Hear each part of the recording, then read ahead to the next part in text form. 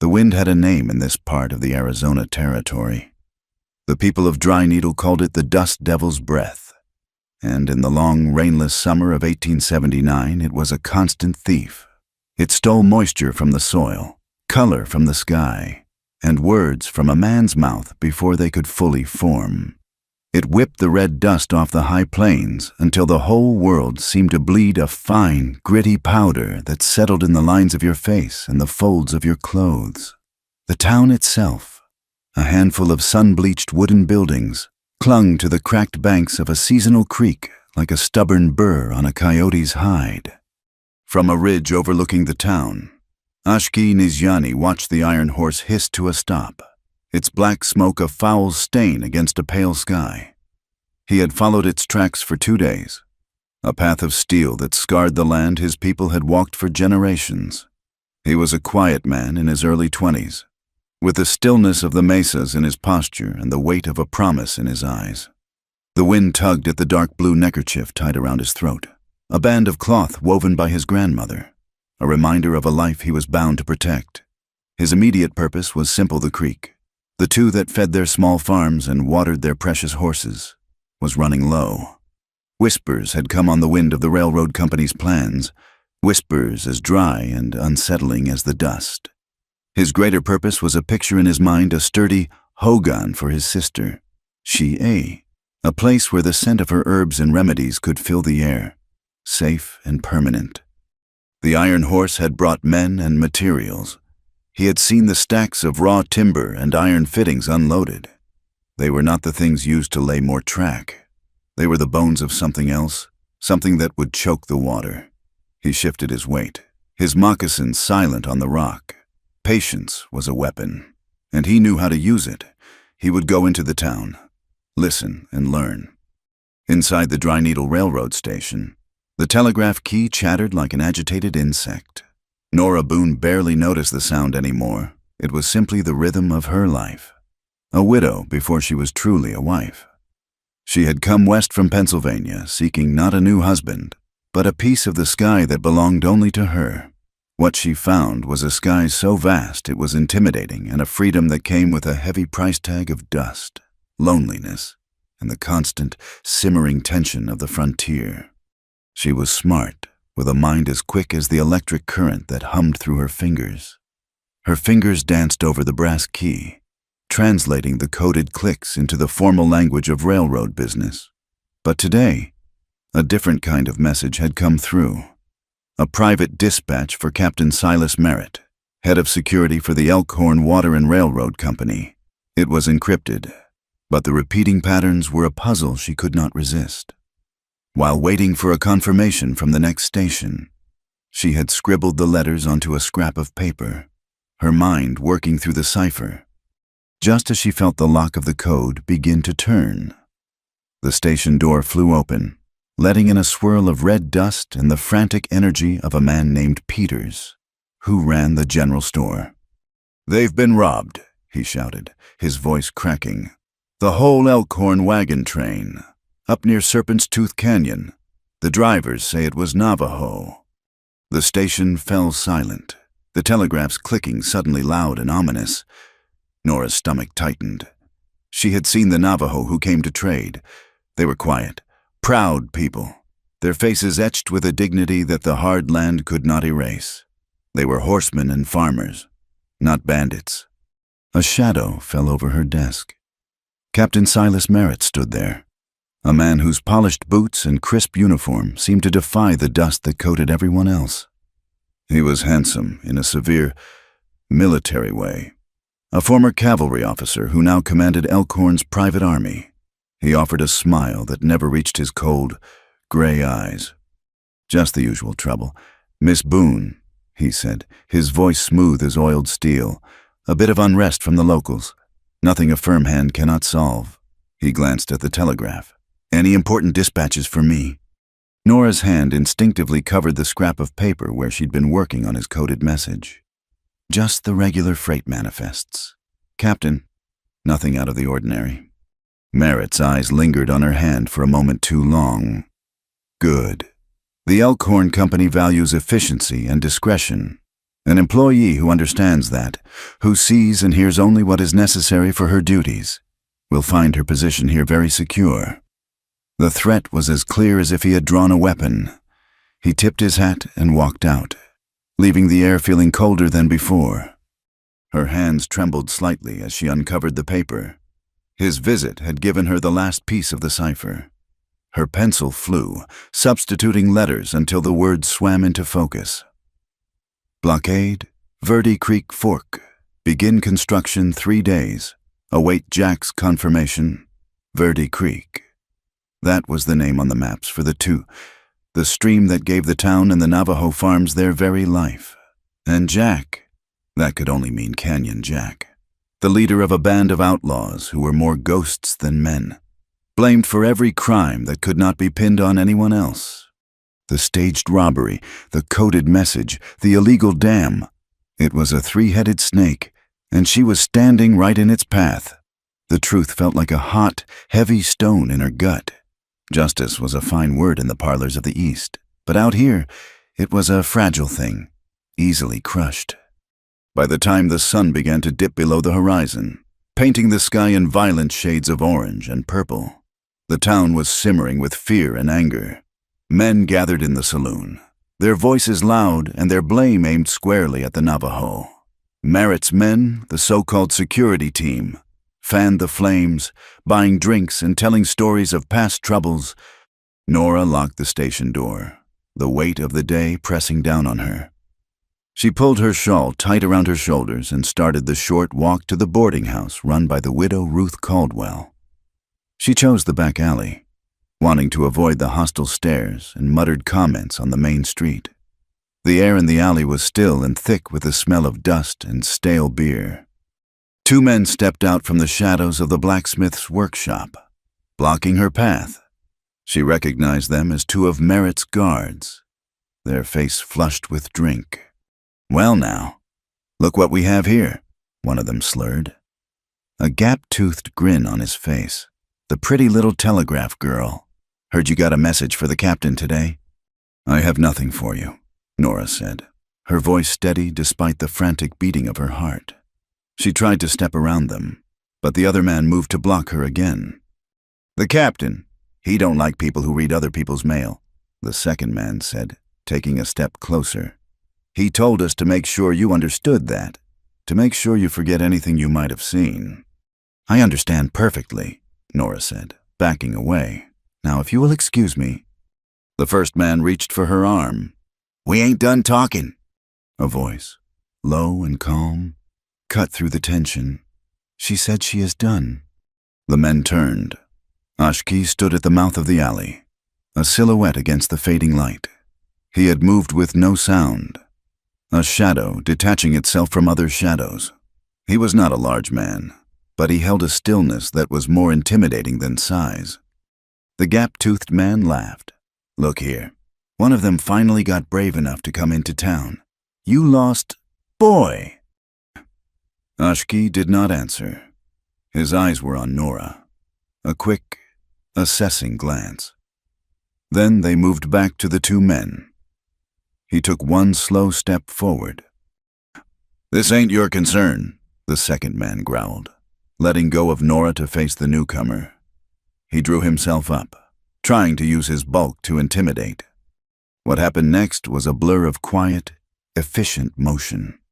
The bulky man lunged, and Ashki sidestepped, his hands shooting out to grip the man's collar and wrist. He used the man's own momentum, turning him and sending him stumbling hard into a stack of empty barrels. The man went down with a crash and a grunt.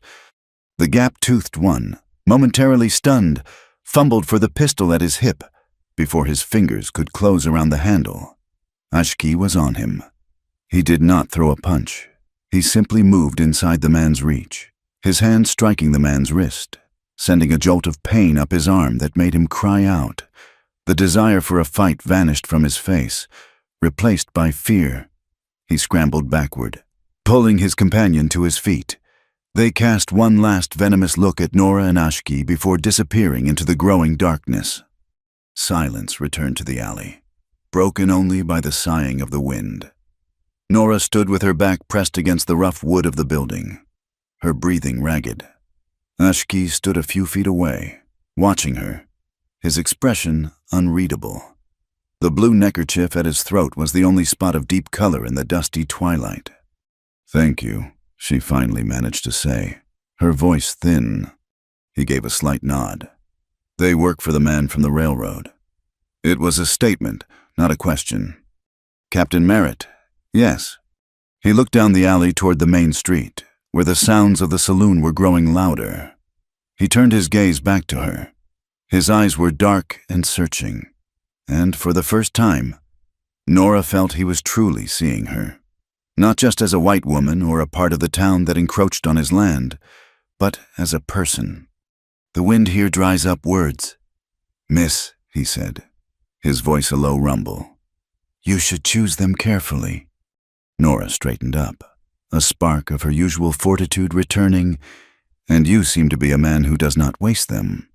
A flicker of something, perhaps surprise or even amusement, crossed his face. "Words are heavy. They should mean something." He paused. "The materials that came on the train, the robbery, the water, they are all connected." Nora's breath caught. He knew, or he suspected, here in the dust of a back alley, stood the only other person who seemed to see the pieces of the same ugly puzzle. A Navajo warrior and an Eastern telegraph operator. An unlikely pair. An impossible alliance. But the fear Merritt had instilled in her was now warring with a desperate need for an ally. "My name is Nora Boone," she said, extending a hand, then letting it drop. Unsure of the custom. "I am Ashki," he replied. He did not offer his hand, but he held her gaze. "The Iron Horse brings trouble, and you are in the middle of it." "I know," she said, the words barely a whisper. "They plan to build a dam on the creek." His jaw tightened, the only sign of the anger that must be simmering beneath his calm exterior. He looked up at the first stars pricking the velvet dark of the sky. He had come to town for information, and he had found it in the most unexpected way. She was afraid. Yet she had not run. She had a fire in her, a stubbornness he recognized. "We need to talk," he said, his voice decisive. "Not here. This town has too many eyes and ears." A bond was forming, fragile and unnamed, forged in a moment of shared danger. It was not built on trust. Not yet. It was built on the shaky ground of a common enemy. As the red dust of the long day settled into the deep shadows of night, Nora Boone knew her life in Dry Needle had irrevocably changed. She was no longer just a clerk recording the business of the West. She had become part of its story, a story of justice and greed, of survival and the lifeblood of the land itself, the precious, dwindling water. Ruth Caldwell's boarding house was an island of lamplight in the dark town. Ruth herself, a woman whose face was a roadmap of past sorrows and present humor, opened the door before they reached it. She took in Nora's pale face and the quiet Navajo man behind her with one sweeping, intelligent glance. She did not ask questions. She simply stepped aside. "The coffee is still warm," she said, her voice a low, comforting rasp. "And the wind is telling lies tonight. Best to be indoors where you can hear the truth." Inside, the main room was clean and smelled of baking bread and wood smoke. Ruth steered them to a small table in the corner, away from the windows. Ashki remained standing by the door for a long moment, his eyes scanning the room, his body poised, before he seemed to deem it safe and moved to the table. He did not sit. "They plan to choke the Verde Creek," Nora said, her voice barely above a whisper. The words tumbling out now that she was in a safe place. She explained the coded telegram, the staged robbery, and Captain Merritt's veiled threats.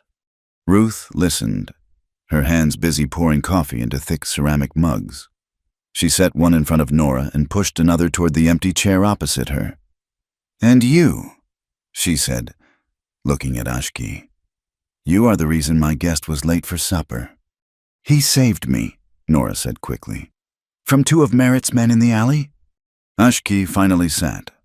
the movement fluid and deliberate. He ignored the coffee. The tracks at the canyon were wrong. He said, his gaze fixed on Nora. The story of the robbery is a lie. I will go there at first light, and to the place where they keep the lumber. I need proof, Nora said, thinking aloud. Something more than a coded message only I can read. A document, a shipping order, something with a name on it. The Elkhorn Water and Railroad Company, Ruth said, sitting down with them, her expression grim. They have long arms and deep pockets. You are kicking a hornet's nest, both of you. The water is life, Ashki said simply, as if that explained everything, and to him, it did. Before the sun had risen high enough to burn the chill from the air, Ashki was moving through the gray dawn near the railroad supply yard. He moved like a ghost, his steps making no sound on the hard-packed earth. Near the neatly stacked piles of timber and iron fittings, he found what he was looking for. The ground was churned up, but the story it told was clear to his trained eyes. The hoof prints were from shod horses, but they were too orderly, not the frantic, scattered tracks of a panicked wagon team, and among them were the prints of men's boots. He knelt, examining a clear impression in the dust, a standard-issue army sole, worn at the heel, not the mismatched, worn-out boots of common outlaws. He found another sign near a discarded leather strap. The maker's mark on the leather was not from a local saddler. It was a crisp, factory stamp, the kind used on new military equipment. It had been stamped after the leather was wet. A quick job. Local raiders used gear until it fell apart. They did not have access to new supplies. This was not a robbery. It was a performance. As he was about to leave, a small figure darted out from behind a stack of crates. It was Mateo, a young boy with eyes as dark and bright as obsidian, who scraped a living by collecting scrap metal along the tracks. The boy clutched a few bent railroad spikes. He saw Ashki and froze, like a quail sensing a hawk. Ashki simply gave him a slow nod. The boy, after a moment's hesitation, nodded back before scurrying away. Ashki knew the boy saw many things the adults in Dry Needle were too busy to notice. Back at the station, Nora's nerves were stretched thin. Every click of the telegraph sounded like a footstep behind her. Around mid-morning, Deputy Tom Harlan came in, ostensibly to check the mail schedule. He was a decent man with a kind face and a perpetual look of worry, a man who seemed too gentle for the badge he wore. He lingered at the counter, his gaze shifting nervously toward the door. Heard there was some trouble last night, he mumbled, not meeting her eyes. The whole town has heard. Tom, Nora replied carefully. Merritt is calling a town meeting at noon. He's got some kind of permit from the territorial office. He shuffled a stack of papers in his hands, his fingers clumsy. Says it's all legal. People are scared of Canyon Jack's gang. They'll believe whatever Merritt tells them. He sighed, a sound of deep frustration. This job, it ain't what I thought it would be. He turned to leave, and as he did, a single sheet of paper slipped from his stack and slid under the counter's grate. Landing on Nora's side, he did not seem to notice. He gave her a last, unhappy look and walked out. Nora waited until the door closed before she snatched the paper. It was a copy of the freight manifest for the recent supply shipment. At the top, in bold letters, was the consignee's name, Elkhorn Water Company. And at the bottom was a list of materials: timber beams, iron braces, blasting powder, enough to build a formidable dam. Tom Harlan had just handed her the first piece of solid evidence. The town meeting was a tense affair. Merritt stood on the porch of the saloon, flanked by his uniformed men. He held up the permit, its seal catching the noon sun. His voice was calm and commanding, the voice of a man used to being obeyed. He spoke of progress, of securing the town's water supply against drought and Navajo interference. He promised that the dam would bring prosperity. When a few of the more anxious townsfolk voiced their fears about Canyon Jack's retaliation, Merritt's smile was thin and confident. Canyon Jack and his kind only understand strength. He declared, With the completion of this project and the presence of my men, Dry Needle will be safer than it has ever been. We will not be intimidated by renegades." From the shade of the livery stable across the street, Nora and Ashki watched the scene unfold. They saw the mixture of hope and fear on the faces in the crowd. Merritt was a master at playing on those emotions, turning the town's fear into his weapon. The people were being divided, pitted against their neighbors, all for the sake of a company's greed. When the meeting broke up, they slipped away, heading out of town along the dry creek bed. They needed to talk, to plan their next move, and there were no safe places left within the town limits. The sun was hot, and the air was still and heavy. The sky, which had been a clear, bleached blue, was beginning to take on a hazy, yellow tint at the horizon. Ashki stopped, his head tilted, listening not with his ears but with his whole body. "A storm is coming," he said. "A bad one. We need to find shelter." The wind picked up suddenly, a low moan that quickly grew into a shriek. The world dissolved into a blinding, stinging whirlwind of red sand. Nora could not see, could barely breathe. The dust was like a physical blow, forcing its way into her eyes, her nose, her mouth. Panic began to rise in her chest. Then Ashki's hand was on her arm, his grip firm and steady. He pulled her along, his body a shield against the worst of the gale. He seemed to navigate by instinct, leading her through the disorienting chaos until they reached the base of a rock outcropping. He pushed her into a narrow crevice between two large boulders, a small pocket of relative calm in the heart of the storm. He pulled the blue neckerchief from his throat and handed it to her. "Cover your face," he commanded, his voice raised to be heard over the roar of the wind. He wedged himself into the opening of the crevice, his broad shoulders blocking the direct blast of the sand. He unbuttoned his heavy canvas coat and held it up, creating a more substantial barrier. The fury of the storm lessened to a bearable assault. Nora huddled in the small space, the fine fabric of his neckerchief over her nose and mouth. It scent faintly of sage and smoke. Time lost all meaning. There was only the sound of the wind, a relentless, deafening scream, and the secure presence of the man shielding her. She could feel the tremors in the rock as the wind battered it. He was so still, so patient, a part of the rock itself.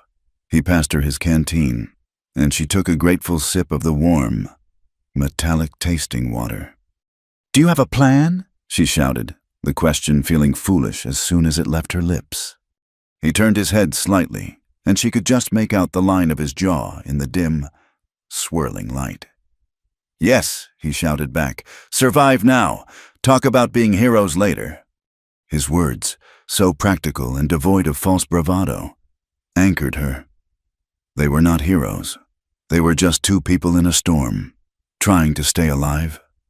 And in that moment, huddled in the dark, she trusted him completely. Hours later, the wind began to lose its fury, its shriek diminishing to a weary sigh. A strange, orange twilight filtered through the dust that still hung thick in the air. When they finally emerged, the landscape was transformed, softened and reshaped by the sand. The world was eerily quiet. They made their way back to Dry Needle as darkness fell, moving through a town that seemed stunned and subdued by the storm's passage. The lamps of Ruth's boarding house were a welcome beacon. But as they approached the porch, the front door was thrown open and two of Merritt's men stepped out, their rifles held ready. "We're looking for the Navajo," one of them said to Ruth, who stood in the doorway, her arms crossed. "Captain's orders. Search every building." Ruth did not flinch. "He is not here, and you are not setting one muddy boot inside my clean house without a warrant from a real lawman." From the shadows of the neighboring building, Ashki pulled Nora back. There was no way in through the front. He moved silently along the side of the house, to a low window that led into the kitchen pantry. Inside, they could see Ruth arguing with the men, her voice sharp and unyielding. Suddenly, Ruth glanced toward the pantry window, a quick, almost imperceptible flicker of her eyes. It was a signal. Ashki slid the window open. He motioned for Nora to go first, then followed, dropping silently to the floor. The kitchen was empty. Heavy footsteps sounded in the main room. Ruth's voice came, low and urgent, from the doorway. "The root cellar, now!" She pointed to a trapdoor hidden beneath a braided rug. Ashki lifted it, revealing a set of steep wooden steps leading down into blackness. Nora scrambled down, her heart pounding. Ashki followed, pulling the heavy door closed just as the sound of boots entered the kitchen. They were plunged into absolute darkness, the air thick with the smell of damp earth, potatoes, and stored apples. Above them, they heard the heavy tread of the searchers, their voices muffled by the floorboards, shaking dust down onto their heads. Nora held her breath, every muscle tense, listening to the hunt in the world above. The sound of the boots faded, a door slammed, and then a profound silence settled over the house, a quiet so deep it felt louder than the noise that came before it. In the blackness of the root cellar, Nora could hear the frantic beat of her own heart and the steady, calm rhythm of Ashki's breathing beside her. A sliver of yellow light appeared as the trapdoor was lifted. Ruth Caldwell's face, etched with worry but resolute, looked down at them. "They're gone," she said, her voice a low command. "For now, come on out before you start taking root." They emerged into the warm, lamp-lit kitchen, blinking in the sudden brightness. Nora's dress was smudged with dirt, and a cobweb was tangled in her hair. Ashki looked as if he had just stepped out for a casual stroll, his composure an unbreachable wall. Ruth pushed mugs of fresh, hot coffee into their hands. "This is a bad business," the older woman said, her eyes moving between the two of them. "Merritt is not just a bully. He is methodical. He is turning this town into his own private kingdom." "We need more than suspicions," Nora said, her hands warming around the mug. "We need proof that will stand up, something a real marshal would have to act on." Ashki stared into the dark liquid in his cup, but did not drink. The hunt, the need to hide, the violation of a safe home, it had stirred something cold and hard inside him. The urge to ride out, to meet violence with violence, was a powerful current pulling at him. But he had seen where that path led. It ended in graves and sorrow. He had to be smarter. He had to be stronger in a different way. "I will go to my family's camp," he said, his voice quiet but final. "I need to see my sister, to warn them, and I need to think." He looked at Nora. "Keep the papers safe. Do not trust anyone else." He left as he had arrived, a shadow melting into the deeper shadows of the night. Miles away, in the relative comfort of the railroad's local headquarters, Captain Silas Merritt sat at his desk, reading a letter delivered by a special courier. The paper was expensive, the handwriting inelegant, sharp script from his employer, the president of the Elkhorn Company, a man who resided in a world of mahogany and stock tickers back east. The instructions were concise and brutal. "Close the waterway before the first autumn rains. The drought has driven land prices down. A flood will make them worthless. Purchase all affected parcels for pennies on the dollar afterward. Mr. Jack's manufactured hostilities should provide ample justification for any decisive actions required. Do not fail." Merritt folded the letter, a thin, satisfied smile on his face. He was not just building a dam. He was engineering a financial masterpiece of ruin and acquisition. Ashki reached the collection of hogans nestled in a small, sheltered canyon just before dawn. The air smelled of cedar smoke and damp earth. His sister, She'e, met him outside, her face serene but her eyes full of questions. Inside, their grandmother, Hastian, sat by the central fire pit, her ancient face a beautiful landscape of wrinkles, her hands never still as she spun wool. He spoke to her in their own language, his voice softer, the hard edges worn away by the familiarity of home. He told her of the iron rails, the dam, the threat to the water. She listened without interruption, her gaze never leaving his. When he finished, she spoke. The people who think they can own water do not understand the land. The two is not a thing to be chained. It is the spine of the earth. It is the blood of our ancestors. If you break its flow, you break the back of the people. She placed a small bundle of dried herbs on the fire. A fragrant, cleansing smoke filled the hogan. "Remember your brother," she said softly, her words a sharp, painful memory. "He fought with his hands. You must fight with your head and your heart. Do not betray the water. Do not betray the people. This is the path of a warrior." Her words settled the storm inside him. The path was not one of vengeance, but of preservation. It was harder, longer, but it was the only one that honored the promise woven into the fabric of his neckerchief. Back in Dry Needle, the days that followed were thick with a quiet, anxious tension. Nora found an unlikely solace in Ruth Caldwell's company. One afternoon, in the boarding house's dusty backyard, Ruth pressed a small, heavy, pearl-handled pistol into Nora's hand. "This was my husband's," Ruth said, her tone matter-of-fact. "He was a good man, but he thought words were enough to solve any problem.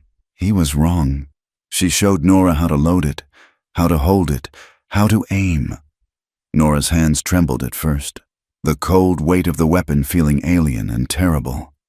"I cannot," she whispered. "You can," Ruth said firmly. "This is not for starting fights. This is for finishing them. It is for keeping the polite men polite, and the impolite ones at a distance. Out here, a woman's word is only as strong as her ability to back it up. Now, aim for that fence post." The first shot was jarringly loud. Kicking her hand back, it missed the post by a foot. But with Ruth's patient instruction, Nora's shots grew steadier. A grim determination replaced her fear. The lessons were about more than marksmanship. They were about claiming her own space, her own survival, in a world that would gladly chew her up and spit her out. The emotional ground shifted again 2 days later. Young Mateo, the rail yard scavenger, collapsed with a raging fever. The town's doctor was away on his circuit, and the boy's mother was frantic. Ruth, hearing the news, brought the sweating, delirious child to the boarding house. Nora did what she could, applying cool cloths, but the fever would not break. A thought struck her, a risk born of desperation. She remembered the quiet competence in Ashki's sister. With Ruth's help, they got Mateo into a wagon and made the slow journey to the Navajo camp. Nora felt a knot of apprehension. She was crossing a line, entering a world she did not understand, a world her own people viewed with suspicion and hostility. Shoye took one look at the boy and immediately went to work. There was no panic, only a focused, gentle efficiency. She brewed a tea from willow bark and other herbs, its bitter scent filling the air. She bathed his face and chest with a cool, minty infusion. She spoke to him in a soft, musical tone. Nora watched, mesmerized. She saw not the primitive medicine she had been taught to expect, but a deep, practiced knowledge of the earth. She saw a community gather, not with morbid curiosity, but with quiet support. She saw family. The prejudice that had been an unconscious part of her upbringing began to crumble, replaced by a profound respect. By morning, Mateo's fever had broken. He was weak, but he was lucid. When Nora returned to town, she looked at everything with new eyes. She saw the fear in her neighbors not as simple hatred, but as an ignorance she herself had shared until a day ago. It made the fight against Merit even more urgent. It was not just about water rights. It was about the soul of the community. That afternoon, driven by a new resolve, she went to the railroad office. Using the excuse of organizing old survey documents, she began poring over maps of the territory. On a large, detailed topographical chart, she found the precise location marked for the dam's construction. She traced the lines of the projected reservoir, the area that would be flooded, and then a cold dread washed over her. The water would not just swallow Navajo farmland. It would swallow the old town cemetery. the final resting place of Dry Needle's first settlers, including Ruth's husband. It was an act of profound disrespect, a violation of the sacred for both cultures. Ashki returned that evening. He, Nora, and Ruth gathered in the kitchen. The door bolted, the curtains drawn. The low drip of water from a leaky trough outside the window was a slow, steady drumbeat counting down their time. Nora laid out the manifest and the decoded telegram. "I have this," she said, her voice tight with purpose, "and I know where they plan to build." She pointed to the spot on the map. "They will flood the cemetery." Ruth's face hardened into a mask of cold fury. Ashki looked at the map, his expression grim. "They seek to erase the past of everyone who stands in their way." "It is not enough," Ashki stated. "A manifest can be explained away. A telegram can be denied. We need the one thing that ties merit directly to this, the territorial permit. It must be a forgery." "But how do we prove it?" Nora asked. "We need three things," Ashki said, his voice taking on the quiet authority of a leader. He was no longer conflicted. His grandmother's words had given him a solid foundation. The manifest, the telegram, and the proof of the forged signature. "We have two. We must find the third." He paused. "And we must stop the work from beginning. We can disrupt their supply lines, spook their horses, break their tools. We will delay them, but we will not kill them. We will fight this on our terms, not theirs." A plan began to form.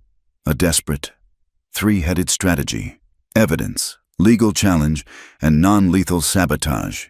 It was the hard path, the long path, but it was the right one. As they talked, Nora scraped her hand on a nail sticking out from the table. It was a minor scratch, but it drew blood, without a word. Ashki untied the dark blue neckerchief from his throat. He tore a strip from it and gently, carefully, wrapped it around her hand, tying a neat, firm knot. The gesture was more binding than any spoken promise. It was a silent seal on their alliance. They were in this together. Their planning was cut short by a frantic pounding on the back door. Ruth unbolted it to find a breathless stable hand, his eyes wide with fear. "It's Deputy Harlan," the boy gasped. "He's gone Canyon Jack's men. They just took him. Rode out of town with him slung over a horse. Said he was a traitor." The stable hand's words hung in the air. A death sentence for a good man. Panic was a useless luxury. Action was the only currency that mattered. Ashki's face was stone, but his mind moved like a hawk sighting its prey. He questioned the boy, his voice low and sharp, extracting details. A remote line cabin, one used by horse traders, set back in the rocky bluffs west of town. That was where they had taken Deputy Harlan. "Ruth, you know horses better than any man in this town," Ashki said, his eyes finding the older woman's in the dim light. "Can you get a sturdy wagon and two fast animals without raising an alarm?" Ruth's jaw was set in a hard line. "I can have them hitched behind the livery in 20 minutes. The bay geldings, they run like the wind." "Nora," Ashki turned to her, his gaze intense. "You will need a sharp knife. When we get in, you go for the ropes. Nothing else. Cut him free. Can you do that?" She met his gaze. The band of his own cloth tied around her hand, a tangible link between them. The woman who had trembled holding a pistol was gone. "Yes," she said, her voice clear and steady. There was no wasted motion. While Ruth slipped out to the stables, Nora retrieved a sharp skinning knife from the kitchen. Ashki gathered a small bundle, a length of rope, a canteen, and a pouch of dried, pungent herbs. They moved through the darkened town like wraiths, sticking to the alleys and shadows, the weight of their purpose a heavy cloak around them. The line cabin was little more than a crude wooden box squatting under a rock overhang. A single lantern cast a sickly yellow glow from its one window, and the silhouettes of two guards passed back and forth. The horses were tethered nearby. Ashki led Nora and Ruth to a position on the ridge above, the wind whistling softly through the scrub pine. "They will have a guard inside and two out," Ashki whispered, pointing. "We cannot fight them head-on." He opened his pouch. The herbs were damp and mixed with something that smelled of pitch. "The wind is blowing toward the cabin. I will start a fire with this. It will make a thick, choking smoke, not a flame. It will confuse them." He looked at Ruth. "When the smoke hits, get to the horses. Not the ones belonging to the gang, but the ones they keep in the corral. Stampede them. Make them run past the cabin door. They will be the distraction." He then turned to Nora. "The moment the guards run out, you and I go in. Find Tom. Cut his bonds. We will have only seconds." It was a plan built on wind and shadow and nerve. Ashki crept down the slope, a phantom in the moonlight. Nora and Ruth watched, their hearts hammering against their ribs. They saw him build a small pile of tinder and lay the bundle of herbs on top. A tiny spark from his flint and steel, and a thick, acrid smoke began to billow, low to the ground, carried by the breeze directly toward the cabin. Almost immediately, there was a shout. The door flew open, and a man stumbled out, coughing and waving his arms. The two outside guards ran toward the source of the smoke, their rifles at the ready. That was Ruth's cue. She moved with the speed of a much younger woman, slipping through the rocks, unlatching the corral gate, and slapping the rumps of the startled horses with the flat of her hand. They exploded out of the pen, a wave of thundering hooves and panicked whinnies, charging past the front of the cabin. The chaos was their cover. Ashki grabbed Nora's arm. "Now!" They sprinted for the open door. Inside, the smoke was thick, stinging their eyes. Tom Harlan was slumped in a chair, his head lolling, his hands tied behind him. A third man, his face a mask of confusion, was just turning from the window. He was a big man, but Ashki was faster. He did not aim to injure, only to disable. He slammed into the man's side, driving him into the wall. The man's head hit the timber with a dull thud, and he slid to the floor. Nora. She was already there, the knife flashing in the lantern light. The ropes were thick, but the blade was sharp. One strand parted, then another. Tom moaned, his eyes fluttering open. He was bruised and his breathing was shallow. "We have to go," Ashki said, pulling the dazed deputy to his feet. They half carried, half dragged him out into the night. Another figure was there, waiting in the confusion. A tall man with a lean, wolfish face and eyes that seemed to have seen too much of the world's cruelty. He held a pistol, but it was not aimed at them. It was aimed at the two returning guards. "Get him in the wagon," the man said, his voice a low growl. It was Canyon Jack. The two guards skidded to a halt, their faces a mixture of fear and confusion. "Jack, what are you doing?" Merritt said. "I take my orders from the man who pays me," Jack snarled. "And right now, I have new orders." He motioned with his gun. "Drop your rifles." Ashki did not hesitate. He trusted the moment, not the man. He and Nora bundled Tom into the back of the waiting wagon, where Ruth already held the reins. Ashki met Jack's eyes over the deputy's slumped form. There was something familiar in the man's stance, in the way he held his head. "You were a scout," Ashki said, the realization hitting him. "With the army, at the San Carlos reservation?" A bitter smile twisted Jack's lips. "A long time ago, before they decided they did not need us anymore. They taught us to track and fight, then threw us away like spent cartridges. Merritt, he pays well, and he lets me bite the hand that used to feed me. He was a man hollowed out by betrayal, filled back up with pure spite." "He is using you," Ashki said. "Everyone uses everyone," Jack shot back. "Now get out of here before I change my mind." He fired a shot into the air, and the two guards flinched. "Go!" Ruth needed no further encouragement. She snapped the reins, and the bay geldings lunged forward, pulling the wagon away from the cabin at a jarring pace. Nora looked back once to see Canyon Jack standing alone, a solitary, conflicted figure watching them disappear into the night. Their flight was a frantic race through a maze of canyons and dry washes, Ruth handled the team with an expert hand, but the terrain was treacherous. As they careened around a sharp bend, a shower of pebbles rained down from the canyon wall above them. Merritt's men were in pursuit. "They are trying to cut us off," Ruth shouted over the clatter of the wheels. A rifle shot cracked, and a splinter of wood flew from the side of the wagon. The geldings, spooked, tried to bolt. "I cannot hold them steady and drive," Ruth yelled. Without a second thought, Nora scrambled into the driver's seat. "Give me the reins. You and Ashki hold Tom down." She took the leather straps in her hands, her knuckles white. She had driven wagons on the flat farmlands of Pennsylvania, but this was like trying to steer a ship in a hurricane. The wind whipped her hair across her face, and the wagon bucked and swayed, threatening to splinter apart. She focused, her mind shutting out the fear, seeing only the path ahead.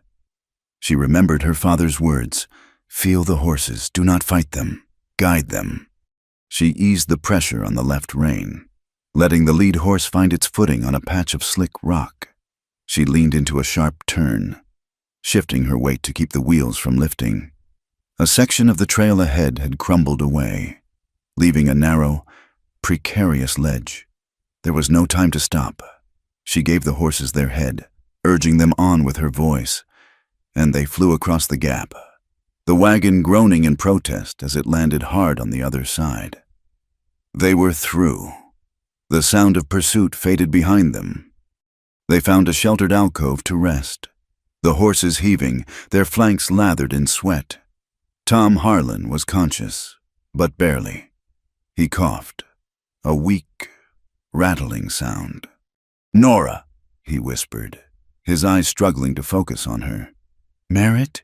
He keeps everything in the office, a false bottom in the big steel filing cabinet." He coughed again, his body trembling. "The combination, it is a telegraph code, a date. From the war." His eyes rolled back in his head, and he went limp. Nora felt a cold dread followed by a hot surge of anger. He had risked his life to give them that. She would not let it be in vain. The fear, the feeling that she was just a secretary caught up in something too big for her. It was still there, a cold knot in her stomach, but now it was mixed with a fiery resolve.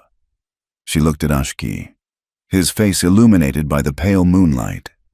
"I am going in there," she said, her voice leaving no room for argument. "I can open that cabinet." She managed a small, grim smile. "If no one is going to give me a seat at the table, I will just have to take the whole desk." Leaving Ruth to care for Tom in a hidden spot, Nora and Ashki made their way back to Dry Needle. The town was quiet, but it was the unnatural quiet of a place holding its breath. The railroad office was a dark shape against the starry sky. A single windmill creaked nearby, its slow, rhythmic groan like the town's weary heartbeat. A church bell tolled once, marking the dead of night. Ashki scaled the side of the building with the silent grace of a mountain cat, taking up a position on the flat roof where he could watch the street. Nora, her pilfered office key in hand, slipped the lock on the back door and slid inside. The air was stale, smelling of ink and cold metal. She lit a small lantern, keeping the flame low. The filing cabinet stood against the far wall, a steel monolith. She ran her fingers along the bottom, finding the faint outline of a hidden panel. The lock was a dial, but instead of numbers, it had the dots and dashes of Morse code. A date. Tom had set a date from the war. What date would be important to a man like Merritt? She tried several famous battles. Nothing. Then she thought of the man himself. Vain, proud of his service. She tried the date of his officer's commission, a date she had seen on the paperwork in his file. She clicked the dial. ... The lock clicked open. Inside was a ledger and a stack of papers. Her hands shook as she pulled them out. It was all there, the original, unencrypted telegrams to and from the Elkhorn president, the real shipping manifests, listing Canyon Jack as a paid contractor, the detailed plans for the dam and the subsequent land purchases. They had him. They had everything. As she gathered the documents, a faint hissing sound reached her ears. She froze. It was coming from the potbelly stove in the corner. She raised her lantern. Tucked beneath the stove, almost invisible in the shadows, was a bundle of blasting sticks. A slow burning fuse was already halfway to its destination. It was a trap. The door was too far away. The window was small, high on the wall. "Ashki!" she screamed. The world exploded in motion. The window above her shattered inward as Ashki dropped from the roof. Landing in a crouch, he saw the fuse in the same instant she did. There was no time to think. He scooped her up into his arms as if she weighed nothing and lunged for the small storage room at the back. He kicked the door open, threw them both through the opening, and covered her body with his own. The explosion was a deafening roar that shook the very foundations of the town. The wall blew outward, and a wave of heat and splinters washed over them. For a moment, there was only a ringing in her ears and the heavy, solid weight of Ashki protecting her. He slowly pushed himself up, his face grimy with soot. They stumbled out through the splintered remains of the back wall into the cold night air, coughing, their ears still ringing. The office was a funeral pyre, the flames licking at the night sky, consuming the evidence they had just found. But Nora still clutched the ledger and the papers to her chest. They had survived. They had the proof. They looked at each other, their faces black with soot, their clothes torn. A shared, hysterical laugh bubbled up from Nora's throat. Ashki's face broke into a rare, weary grin. "Tomorrow morning, you can be the hero," she gasped, leaning against the wall for support. Tonight, I am just happy to be alive." Their relief was short-lived. Shouts and bells began to ring out across the town. Figures ran toward the fire, and then Captain Merritt's voice rose above the din, cold and authoritative. "The saboteur has been found," he bellowed, his voice carrying across the square. It was the Navajo. "Ashki, he has committed arson against the railroad. There is a $500 reward for his capture, dead or alive." The night air was still cold and sharp with the ghost of the explosion. Merritt's accusation echoed in the sudden, shocked silence of the town. A poison arrow shot into the heart of the chaos. There was no time for deliberation. Every man with a gun and a greedy thought would soon be a hunter, and Ashki was the quarry. He and Nora slipped back into the labyrinth of alleys, the precious ledger and papers clutched in Nora's hands, the smell of smoke clinging to them like a second skin. They found Ruth where they had left her, crouched over Tom Harlan in a dry wash, her face a grim mask in the moonlight. She took in their soot-stained faces and torn clothes, her eyes lingering on the papers in Nora's grasp. "The fire was a trap," Nora whispered, the words scratching her raw throat. Merritt was waiting. He named Ashki. "Then he cannot stay here," Ruth said, her voice flat and hard. "They will tear this town apart looking for him." She looked at Tom, who was stirring, his moans thin and weak. "And this one needs a real healer, not just a stubborn old woman with a canteen." The decision was made without being spoken. The only place of safety for either man was in the hidden canyon with Ashki's people. The journey was a slow, agonizing trek through the darkness.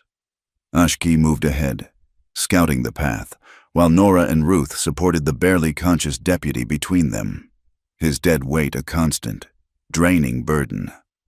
By the time they reached the sanctuary of the Hogans, the eastern sky was beginning to pale. Ashki's sister, Shie, took charge of Tom with the same quiet competence she had shown with Mateo, her brow furrowed with concern at the extent of his injuries. Ashki, his face grim, told his family what had happened, the bounty now hanging over his head. He was a fugitive in his own land. The lie of the arson spread through Dry Needle faster than the fire itself. Fear, fanned by Merritt's agents and nurtured by years of simmering prejudice, took root. Ranchers whose cattle drank from the same creek as the Navajo suddenly saw them as a threat. Men who had traded peacefully for years now looked at any native face with suspicion. Nora felt the chill of it when she returned to her post. The telegraph key felt cold beneath her fingers. The few people who came into the station looked through her, their greetings non-existent, their business conducted in clipped, hostile tones. She was isolated, branded by her association with the accused. Her one bastion of support was Ruth Caldwell. The widow would arrive at the station each day at noon, carrying a basket. Inside would be a thick slice of apple pie or a warm biscuit, and tucked beside it, the heavy, reassuring shape of her late husband's Remington revolver. "Let them stare," Ruth would say, her voice a low growl. "Fear makes folks stupid. Nora and Captain Merritt is selling stupidity by the barrel." Merritt did not wait for the stupidity to wear off. He pressed his advantage. Using the law as a club, he sent for a traveling circuit judge, a man named Ferris, whose robes were stained with whiskey and whose eyes had the dull sheen of a man whose morals were for sale. In a hastily convened session in the saloon, with Merritt's armed guards lining the walls, Judge Ferris signed a legal injunction. Citing the immediate threat of insurrection, the order authorized Merritt's men to confiscate all firearms from the Navajo settlements within a 5-mile radius of the Verde Creek. It was a legal disarmament, a stripping away of their right to self-defense, all under the false color of law. The land itself seemed to rebel against the injustice. 3 days after the fire, the sky turned the color of a fresh bruise. A wind rose, not with the sudden fury of the last one, but with a slow, building menace. It was another sandstorm, bigger and more powerful than the one before. It was a scouring wind, a storm that seemed intent on wiping the slate of the world clean. It buried the survey stakes Merritt's men had planted along the creek, erasing the lines of their planned conquest. It tore at the makeshift shelters of the work crews, sending them scurrying back to the safety of the town.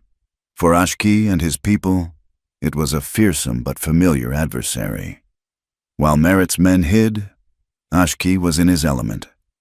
He led a small group, including his sister, out into the teeth of the gale.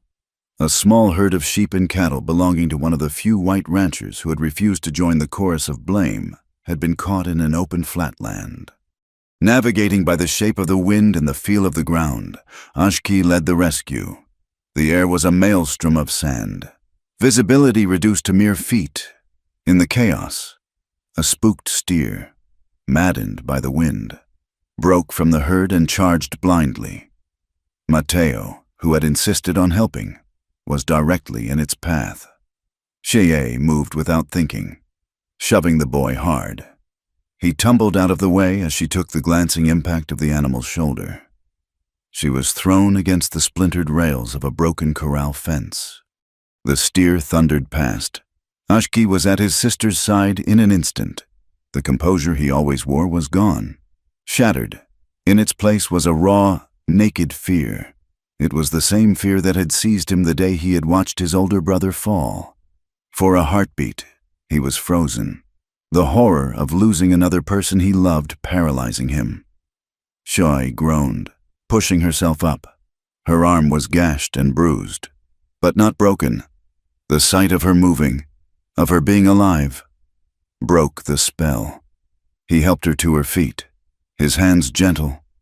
But Nora, who had been helping to calm the animals, saw the tremor in them.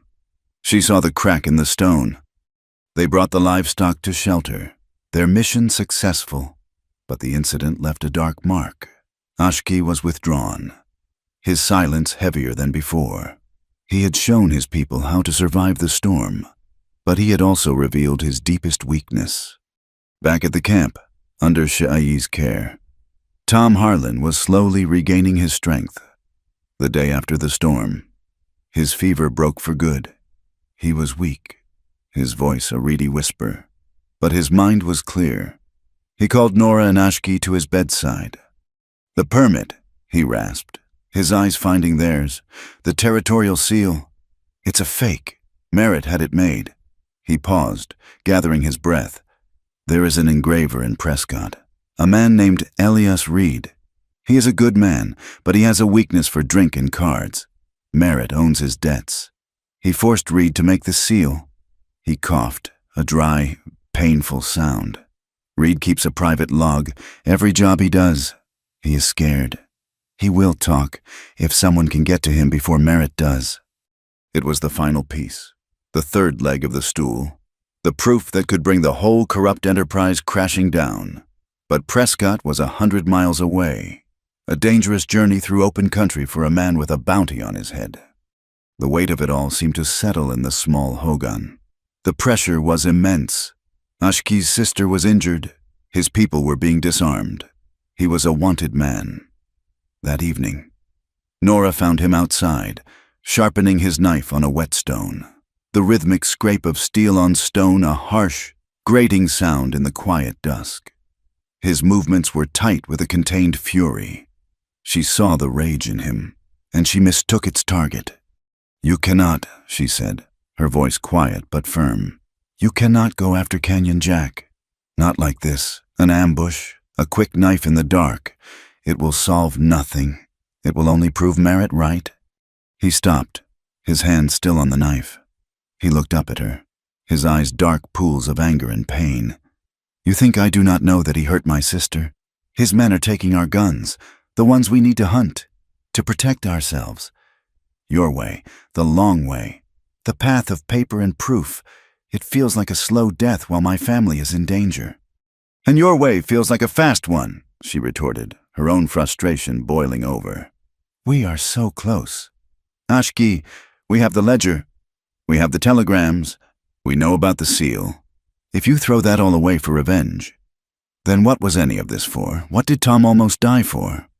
The argument was sharp and painful because it was born not of dislike, but of a deep, conflicting care. They stood in the twilight, a chasm of culture and experience between them. He saw her as naive to the brutal realities of survival. She saw him as perilously close to embracing the very violence they were fighting against. The standoff was broken by a small, sad gesture. He held up his hand, and she saw the dark blue neckerchief he had used to bandage her hand was still tied there. It was torn and frayed from the explosion. "The world is a hard place," he said, his voice rough. "Things break." The anger drained out of her, replaced by a wave of empathy. "Yes," she whispered. "They do." She stepped forward, "but they can also be mended." She gently untied the ruined cloth from his wrist. She took it inside, and by the light of a small lamp, she found a needle and a spool of thin copper wire she used for repairing the telegraph equipment. With painstaking care, she began to stitch the tear in the heavy woven cloth. The fine, metallic thread was a stark contrast to the dark blue fabric, a seam of shimmering copper holding the pieces of his tradition together. It was an act of quiet patience, a testament to the long, difficult path she believed in. When she finished, she brought it back to him. He took it from her, his calloused fingers tracing the line of her careful stitches. He did not say thank you. The words were not necessary. He tied it back around his throat, the repaired cloth a symbol of their renewed, if fragile, pact. "Prescott," he said, the single word a decision. "We will ride at sunset." The air was cleared. The path ahead was perilous, but it was a path they would walk together. As the sun bled its last colors across the horizon, they made their preparations. Ruth would stay to watch over Tom and be their eyes and ears in Dry Needle. Ashki and Nora would make for Prescott. They rode out not as victors, but as fugitives and pilgrims, seeking a justice that seemed as distant and uncertain as the far-off mountains silhouetted against the dying light. The journey to Prescott was a long climb into a different world. They left the red rock and dust of the low desert behind, ascending into the high country of the Mongolian Rim. The air grew thin and sharp, tasting of pine and cold stone.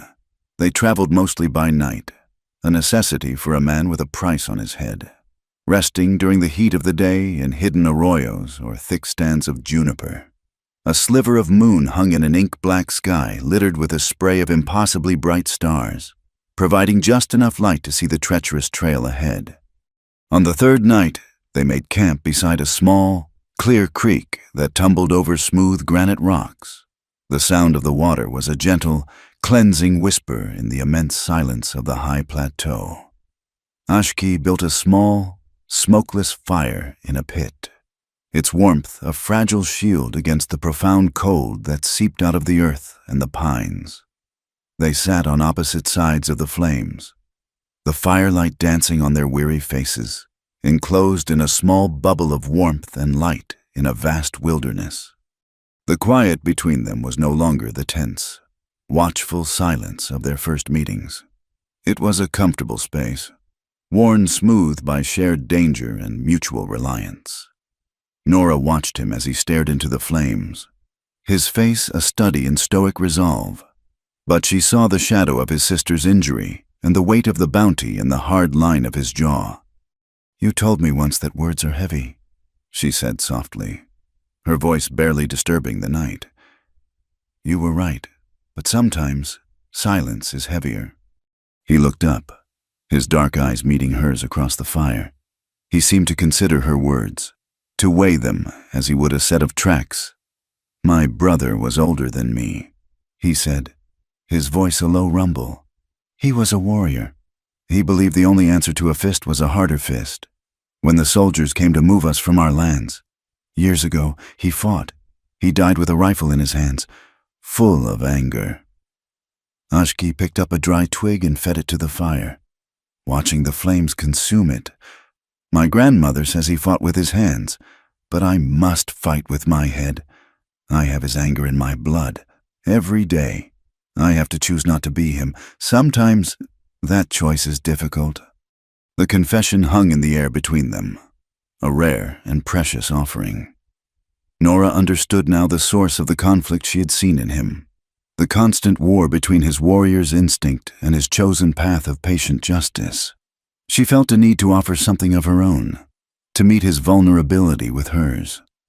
"My husband's name was Michael," she said, her gaze turning inward, back to a life that felt like it belonged to someone else. "He was an engineer from Philadelphia. He loved books and believed in progress. He believed the railroad was a great and noble thing, a way of taming the wilderness." She gave a small, sad smile. "He never saw the wilderness. He only saw the lines on his maps.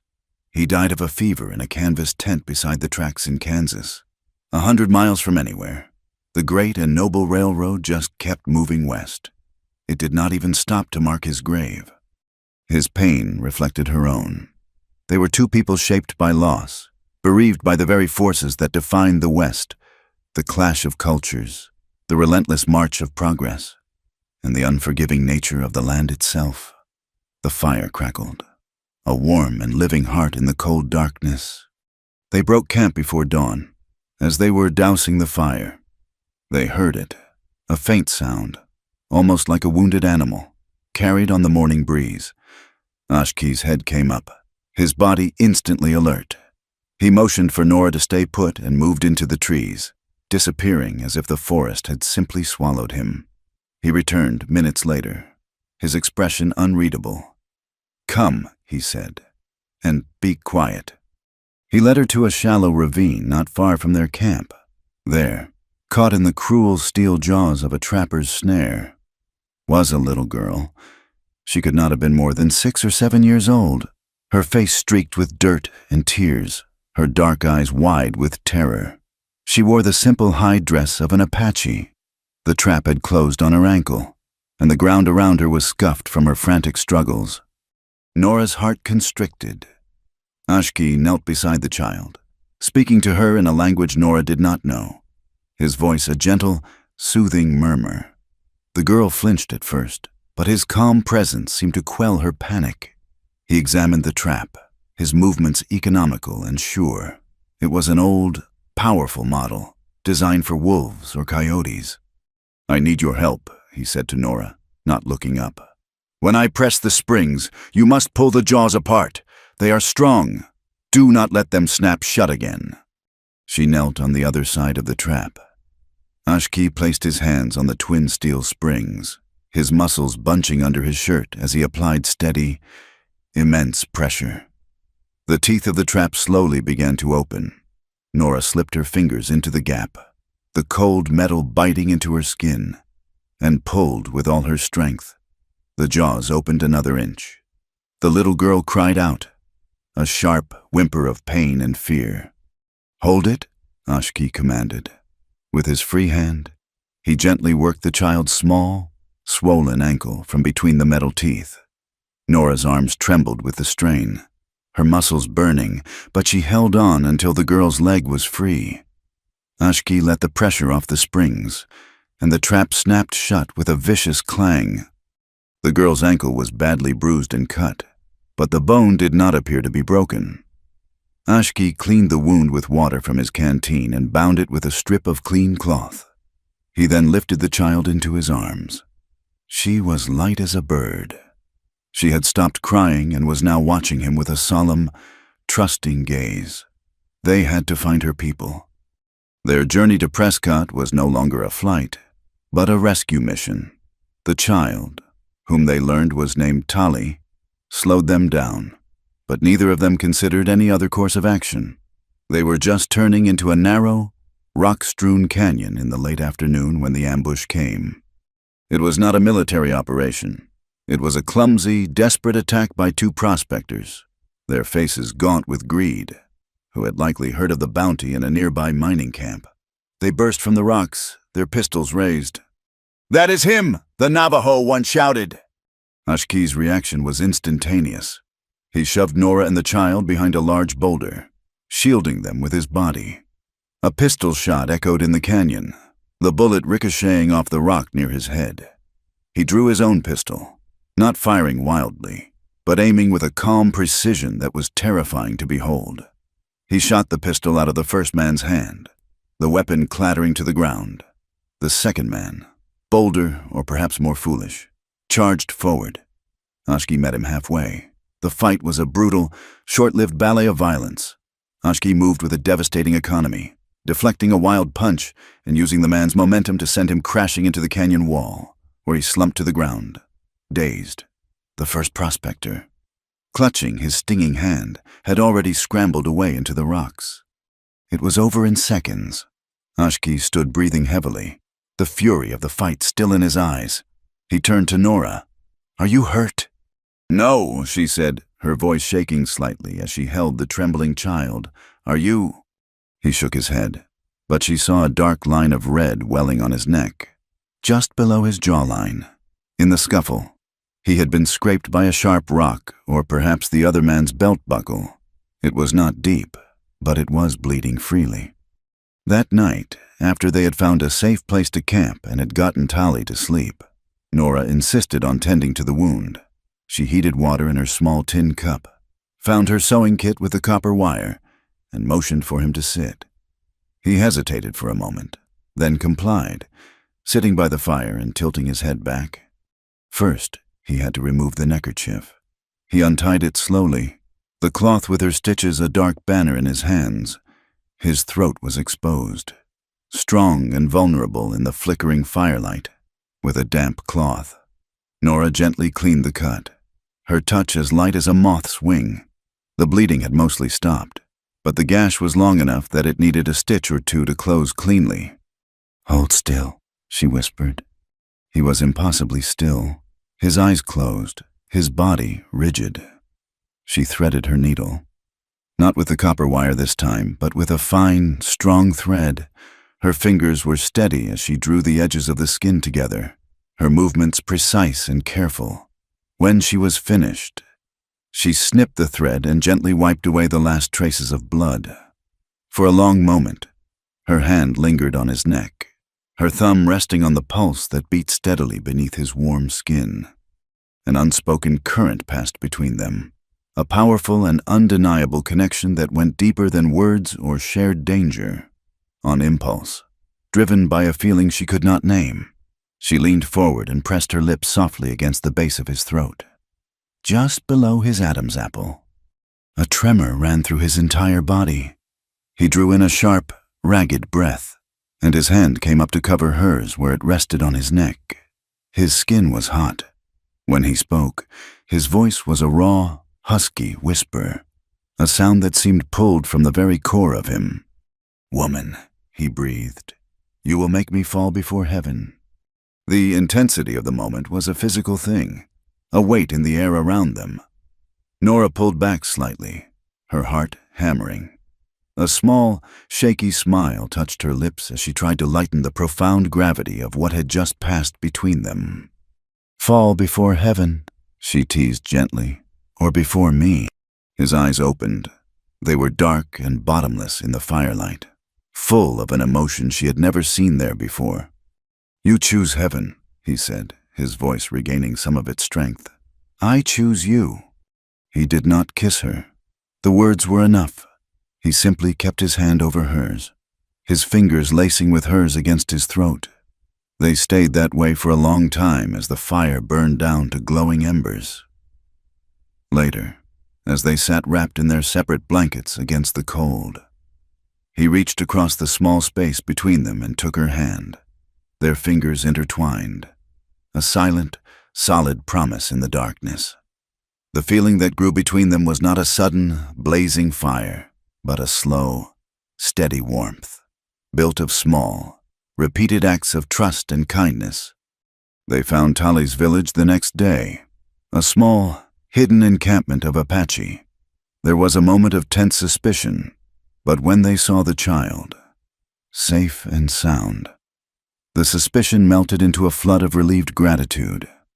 Tali's mother wept and embraced Nora, and her father, a stern-faced warrior, gave Ashki a nod of profound, silent respect. They were offered food and a safe place to rest, a brief moment of peace in their hurried journey. They reached Prescott 2 days later, a bustling, noisy town carved out of the pine forest. It was a world away from the quiet desolation of Dry Needle. They found the street where Elias Reed, the engraver, kept his workshop. But where the shop should have been, there was only a blackened, smoking ruin. The building had been burned to the ground. A small crowd of onlookers stood nearby, speaking in hushed tones. Nora approached an older man watching the scene. "What happened?" she asked, a knot of dread tightening in her stomach. "Fire, last night," the man said, shaking his head. "Took the whole place. Poor Elias Reed. He is gone, vanished. Some say he fled his debts, but I saw the tracks this morning, before the sheriff's men trampled them all." He lowered his voice. "Looked like the work of Canyon Jack's men to me. They do not leave witnesses." The smell of wet ash and despair hung heavy in the Prescott morning air. The hope that had carried them 100 miles died in the smoking skeleton of the engraver's workshop. Ashki stood staring at the ruin, his fists clenched at his sides, a cold, hard rage building behind his eyes. Another dead end, another life ruined or extinguished by Merritt's long, shadowy reach. For a moment, Nora felt the crushing weight of defeat settle on her shoulders. They had come so far only to find the last piece of their puzzle turned to cinders. "No," she said, her voice a fierce whisper aimed as much at herself as at him. He would not have destroyed everything. A man like that, a craftsman, he would have tried to save his tools, his molds. She pushed past the gawking onlookers, ignoring the soot that immediately stained the hem of her dusty skirt. The local sheriff's deputy, a young man with an oversized badge and an overwhelmed expression, tried to stop her. "Ma'am, you cannot go in there. It is a crime scene." "A crime has already been committed," Nora shot back, her gaze sweeping over the charred timbers and collapsed roof. "I am trying to find the evidence of it." Her conviction gave the deputy pause. Ashki moved to her side, his presence a silent, intimidating wall that made the young lawman take a step back. They began their search not in the main wreckage, but around the periphery. Nora's mind worked with a desperate logic. If you were fleeing a fire, what would you grab? What would you discard? It was Ashki who found the first sign. His eyes, trained to see the slightest disturbance in the natural world, noticed something amiss with the iron grate of a storm drain at the edge of the alley behind the shop. It was slightly askew, and the dirt around it was scuffed. He lifted the heavy grate. The channel below was dark and slick with grime. He pointed. Wedged against the stone siding was a small, heavy object, something that had not washed down with the usual street debris. He reached in and pulled it out. It was a block of lead, warped and partially melted on one side, but the other side was unmistakable. It held the reverse impression of a portion of the Great Seal of the Arizona Territory. The fire had been hot enough to deform it, but not destroy it. In its melted state, it was a more powerful symbol than they could have hoped for truth, distorted by heat and violence, but still recognizable. They tried to melt it down. Nora breathed, her fingers tracing the raised letters, to get rid of the proof. As she pieced the fragments of their plan back together, a woman watched them from the doorway of the boarding house across the street. She was a thin, weary-looking woman with faded eyes and hands that were raw from work. After a moment's hesitation, she crossed the street. "You are looking for Elias?" she asked, her voice brittle. "We are," Nora said carefully. "We believe he was in trouble." The woman gave a bitter, humorless laugh. Elias was always in trouble. Drink, cards, but this was different. She looked around, her gaze fearful. "I am Martha Reed. I was his wife. I left him 6 months ago. But he was not a bad man, just a weak one." She motioned for them to follow her, leading them away from the ruin and into the relative privacy of her boarding house's small, tidy parlor. "A man came to see him a few weeks back," Martha said, her hands twisting a loose thread on her apron. "A captain from the railroad. Drove him out to the woods. When Elias came back, he was a changed man, terrified. He told me the captain had paid off all his debts, but that he now owned him. He made Elias carve that seal." She looked at the lead block in Nora's hand and flinched. Elias kept a logbook, a private one. Recorded every job, every payment. He was afraid. You see, he thought it might protect him. "Do you know where it is?" Ashki's voice was low, intense. Martha shook her head. "He would not tell me. He said it was his only insurance. After the captain's visit, he told me to take what was mine and go to my sister's. He said he did not want me to get caught in the undertow when it all went bad." A tear traced a clean path through the weariness on her cheek. Maybe he was a better man than I gave him credit for. Nora's heart sank. Another dead end. But then Martha's eyes lit with a sudden memory. Wait, he was always scribbling numbers, dates. He said a man's life was written in his dates. She went to a small writing desk and pulled out a tattered copy of a farmer's almanac. Tucked inside was a scrap of paper with a series of numbers written in Elias's neat, precise hand. I never knew what they meant. Nora looked at the numbers. They were not dates. They were coordinates, like the ones used on survey maps. She immediately thought of the one place Elias might consider safe, a place no one would think to look, the cemetery. They found it on a hill overlooking the town.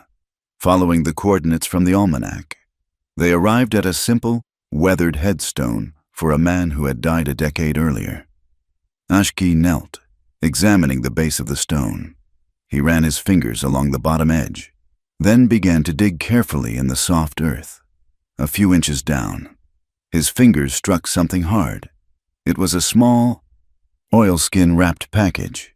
Inside was a thin, leather-bound ledger, Elias Reed's insurance.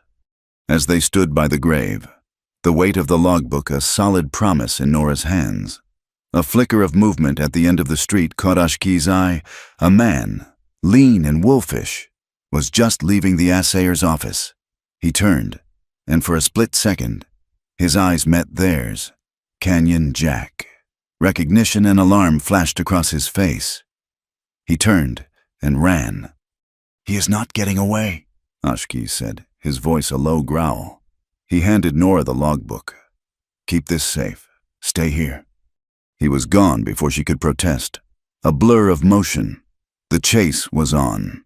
Jack was fast, weaving through the crowded, dusty main street of Prescott. He dodged wagons and startled pedestrians, heading for the maze of alleys and workshops that clung to the hillside. Ashki did not follow directly. He cut through a livery stable, his long strides eating up the ground, his mind mapping the town, anticipating his quarry's moves. Jack scrambled up a pile of crates onto the low roof of a tannery, hoping to lose his pursuer in the jumble of rooftops. The corrugated tin was hot under the midday sun, shimmering with heat. He ran, his boots clattering on the metal, and then froze. Ashki was waiting for him on the next roof, having climbed up from the other side, cutting off his escape.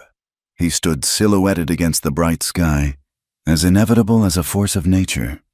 With a curse, Jack leaped across the alley to the roof of a laundry, the smell of hot lye and steam rising to meet him. Ashki followed in a single, fluid motion. They raced across the hot, rattling tin. A desperate, high-altitude chase. Jack, seeing he was outmatched in speed, turned to fight. He pulled a long knife from his boot, its blade glinting in the sun. The fight was not a prolonged, dramatic duel. It was a quick, brutal, and practical affair. Jack lunged, and Ashki sidestepped, letting the knife slash through empty air. He did not try to disarm Jack. He simply struck the man's elbow with the heel of his hand. A sharp, precise blow that sent a shockwave of pain up Jack's arm, making his fingers go numb. The knife clattered to the roof. Before Jack could recover, Ashki swept his legs out from under him. He went down hard, the impact knocking the wind from his lungs. Ashki was on him, a knee on his chest, a hand on his throat. "It is over," Ashki said, his voice devoid of emotion. Jack lay there, gasping for air, a bloody line on his forehead where he had hit the tin. Defeat and a deep, world-weary bitterness filled his eyes. "Merritt," he rasped. "He is moving up the timeline. He is not waiting for the rains. The dam goes up in 3 days. He coughed, a raw, painful sound. He has hired a new crew, 30 men, old miners and ex-soldiers. He is giving them all new rifles and calling them the Dry Needle Citizens Militia. He plans to start a war he knows you cannot win." Nora arrived, breathless from her run, to find them on the rooftop. She saw the defeated outlaw and the cold fury in Ashki's face. "We have him," Ashki said, his hand still tight on Jack's throat. "Now he will face justice." "We will take him to the marshal," Nora said, pulling the documents from her satchel. "We will let the law handle this." "The law?" Ashki looked at her, his eyes blazing. "His victims are back at the Verde Creek. My people, your friends, they are the ones who deserve to face him, to pass judgment. That is the only law he understands." "And what will they do?" Ashki, she challenged, her voice rising. "Hang him from the nearest tree. That is not justice. That is vengeance. It is Merritt's way. It cannot be ours." He looked from her determined face to the broken man beneath him. Her words struck home, a painful truth. To answer Merritt's lawlessness with more lawlessness would be to lose the very thing they were fighting for. He let out a long, slow breath, and the killing rage receded. He pulled a rope from his belt and began to tie Jack's hands. They had chosen their path, the long one, the hard one. They marched Canyon Jack, bound and sullen, into the office of the United States Marshal. The man behind the desk, Abe Whitlow, was older than they had expected, his face a leathery landscape, his mustache white with age. But his eyes were clear, sharp, and missed nothing. He listened to their story without interruption, his expression skeptical. Nora laid their evidence on his desk: the coded telegrams, Merritt's ledger, the freight manifests, the melted lead seal, Elias Reed's logbook, open to the page detailing the payment for the illegal engraving. Finally, she recounted Jack's confession. Whitlow picked up the logbook, his thumb tracing the neat columns of numbers. He looked at the bound outlaw slumped in the chair. He looked at the intense Navajo warrior and the determined woman with soot on her dress. He saw the truth, a solid, undeniable thing built of paper, lead, and testimony. "Well, I will be," he said, his voice a gravelly rumble. "It seems you two have done my job for me." He leaned back in his chair. "This is a federal matter. The railroad, the mail, the territorial seal. I have jurisdiction. He looked them squarely in the eye. I will ride back to Dry Needle with you. We will arrest Captain Merritt and any man who stands with him. Relief washed over Nora so powerfully she felt dizzy. They had done it. But, the marshal continued, holding up a finger, a judge will want more than the word of a known outlaw and a dead engraver. The papers are good, but I want this case to be ironclad. Prescott's most powerful citizen is Marcus Thorne, the owner of the Orion Silver Mine. If I walk into Dry Needle with a sworn affidavit from him, testifying that Merritt's water grab is a threat to the whole territory's stability, no one will dare question the legality of my actions. It was one last hurdle, but a manageable one. They had the truth on their side, for the first time in weeks. Nora felt the fragile bloom of hope. Just then, the door opened and the local telegraph operator hurried in, a yellow envelope in his hand. "Marshal Whitlow, this just came for you, marked urgent." Whitlow tore it open, his brow furrowed as he read the clipped Morse code translation. His face went grim. He looked up, his sharp eyes finding Nora. "This message," he said, his voice heavy, "is from a woman named Ruth Caldwell in Dry Needle." He slid the paper across the desk. Nora read the words, and the hope that had just bloomed inside her withered and died, replaced by a cold, sickening dread. The message was short, a brutal punch to the gut. "Merritt has her. He took Shuri, wants to trade, her for the papers." The hopeful silence in Marshal Abe Whitlow's office was shattered by the rustle of the telegraph paper. Nora stared at the words, each letter a branding iron against her heart. "Merritt has her.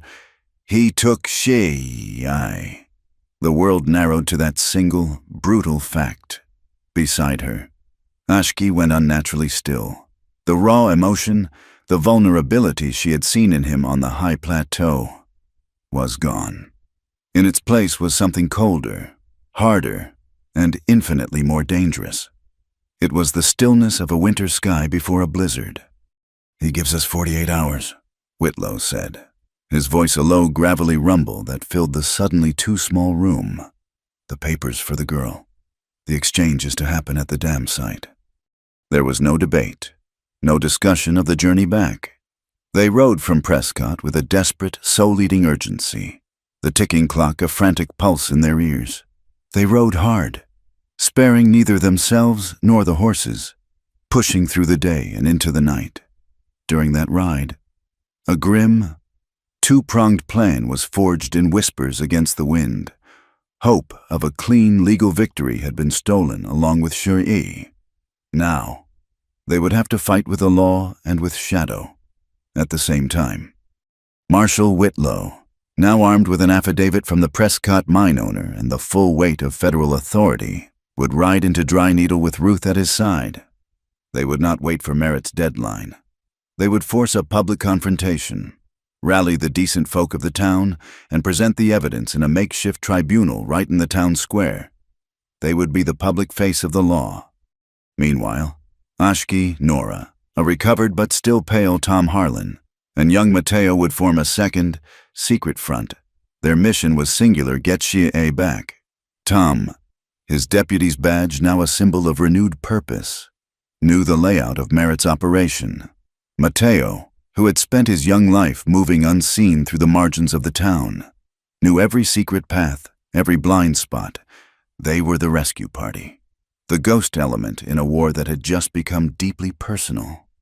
They arrived in the hills overlooking the Verde Creek as the sun set on the first day, a blood-red stain on the horizon. Below them, the dam site was a scene of frantic, ant-like activity. It was a crude, ugly thing. A temporary wall of heavy timber beams driven into the creek bed, reinforced with hundreds of sand and earth-filled sacks. The water, once a clear, life-giving stream, was now a sullen, muddy pool, rising slowly but surely behind the barrier. Armed men patrolled the perimeter, Merritt's so-called citizens' militia. Their new rifles glinting in the firelight, the air smelled of raw pine, churned mud, and the metallic tang of the captive water. The rhythmic thud of mallets driving wooden pegs into the earth was a constant, hollow heartbeat counting down their remaining time. Shoei was being held in a small tool shed set back from the main construction. 2 guards posted at the door. Ashki studied the scene for a long time, his eyes absorbing every detail: the patrol routes, the placement of the lanterns, the deep shadows cast by the piles of supplies. "There," he whispered, pointing to a small, wooden water wheel on the far side of the dam, used for powering a winch. The guards change shifts on the hour. They are lazy. They watch the road, not the rocks behind them. Nora clutched the small, polished mirror she had taken from her satchel. The plan was hers, born of her own unique skills. It was a desperate gamble. As the hour approached, Ashki melted into the darkness, moving toward the shed. Nora, with Tom and Mateo as lookouts, climbed to a rocky promontory that gave her a clear, if distant, view of the water wheel and a lone guard stationed near it. She held the mirror in her hand, her heart pounding. She had practiced the code with Ashki, a simple, repeating pattern, a distraction. She angled the mirror, catching the light from a distant campfire, and flashed a tiny, bright speck of light onto the rock face just above the guard's head. She waited a few seconds, then flashed it again. Dot, dot, dash. The letter U. You are in danger. The guard, a burly man who had been leaning against the wheel, straightened up, looking around in confusion. Nora flashed it again, higher this time. The man began to walk toward the rocks, his rifle held ready, his curiosity overriding his duty. He was drawn away from his post, toward the phantom signal. That was the opening. Ashki moved from the shadows like a wisp of smoke, a knife in his hand. He did not go for the guards at the door. He went around the back of the shed, with silent, practiced ease. He pried a loose board from the wall, creating a narrow opening. He slipped inside. Nora held her breath, her eyes glued to the shed. Seconds stretched into an eternity. Then, a board on the back wall was pushed out, and Shea was helped through the opening by her brother. She was bruised, her face smudged with dirt, but she was on her feet, her spirit unbroken. They shared a brief, fierce embrace, a silent communion of relief and love, before Ashki hurried her away into the darkness. Just as they disappeared, the guard by the water wheel gave up his search with a curse and returned to his post, none the wiser. As the rescue was underway, Marshal Whitlow and Ruth Caldwell were putting the first part of the plan into motion in Dry Needle. They set up a table in the center of the town square, under the branches of a lonely cottonwood tree. Whitlow, in his official coat, laid out the ledger and the other documents. Ruth stood beside him, a shotgun cradled in her arms. A small crowd gathered, drawn by curiosity and the sheer audacity of the act. People of Dry Needle. Whitlow's voice boomed, carrying in the still evening air. "You have been lied to, your law has been bought, and your water is being stolen." Merritt, alerted to the commotion, arrived with a dozen of his militiamen, their faces grim. He strode toward the table, a look of pure fury on his face. "This is an illegal assembly!" he roared. "Disperse at once, or you will be arrested for inciting a riot." Ruth Caldwell stepped forward, her small frame radiating an unshakable resolve. "The only riot I see, Captain, is the one you have been stirring up since you got here." She patted the stack of papers on the table.